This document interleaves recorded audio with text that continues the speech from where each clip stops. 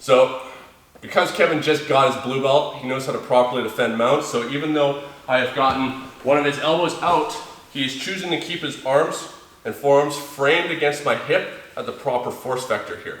I need to be able to deal with this. Now, as I talked about in the first video addressing structure, if we can't deal with structure, we can threaten attacking the neck or posture to elicit that response. Depending on the size difference, you might not always be able to do that. Being the 6'5" gangly individual that I am, I can usually always comfortably go past this stage and attack right to the neck, but we might have to deal with the structure depending on if you're shorter. From here, one of the ways that I can do this is I can look to change my base and use my hips to start looking to create vulnerability in the structure.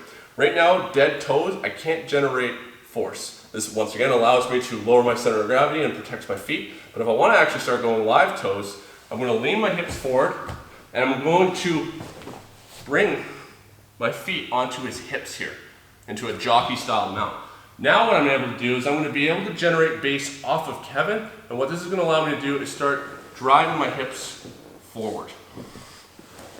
You're not always going to be able to just drive straight forward. We're going to have to change the hip angles and lead with our right hip, lead with our left hip to change the angles here. So as Kevin is keeping this elbow nice and tight against my body here, I'm not going to just try and drive like this. I'm going to try and access this arm as a lever, and I'm going to drive off this left side, basing to start bringing up that elbow. From here, I can immediately look to start bringing this knee up nice and high to start establishing into the high mount or into the S mount. If I don't have enough room for that, as I talked about in another previous video, all we're looking at doing is being able to access this elbow as a lever. Kevin is doing a good job keeping this flush to my side. I can't get it right now, but as I access the lever, this elbow is going to start to become accessible, and I can hook. I can either grab right up here at the point of the elbow, you can grab the gi, not the best lever access, but still good control, or I can bring my bicep and forearm underneath to start accessing. As I have one side, the other side's going to be even easier because his posture and structure is getting weaker and weaker. Access, lever, climbing up into the high mount. So here,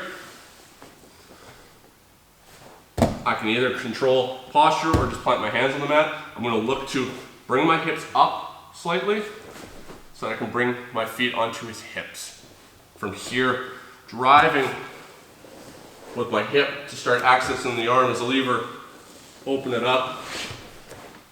The other arm usually starts crumbling at this point because we've already broken posture and structure, and I can start moving into any kind of mount of my choice. Another option is just going to be pushing the top arm down. So Kevin's here, one arm is always going to be on top of the other. It's going to be the easiest one to get direct access to.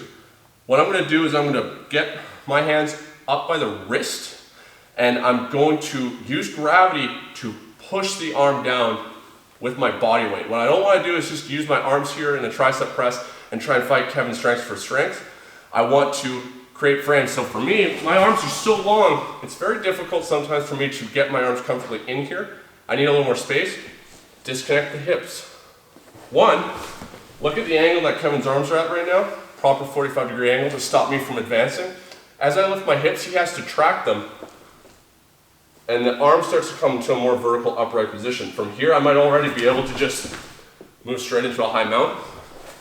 But what it's also going to do is it's going to get closer and easier for me now to push down and lock my arms out so that I'm using bones to support my weight as I drive that arm down to the mat.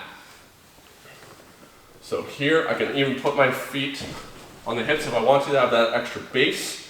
Detach the hips, grab up at the wrist and the hand, lever, externally rotating the shoulder, pin, arm still locked.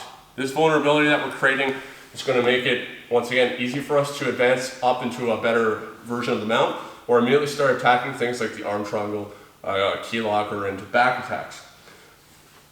We want the lever to externally rotate the shoulder.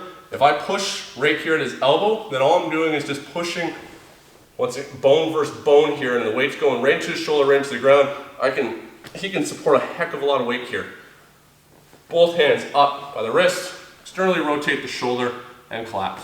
With this arm, it's going to be much easier to beat at this point. It's the same thing from that jockey style mount, using the hips, find the lever to open up the structure, to start moving up into an S mount or into high mount.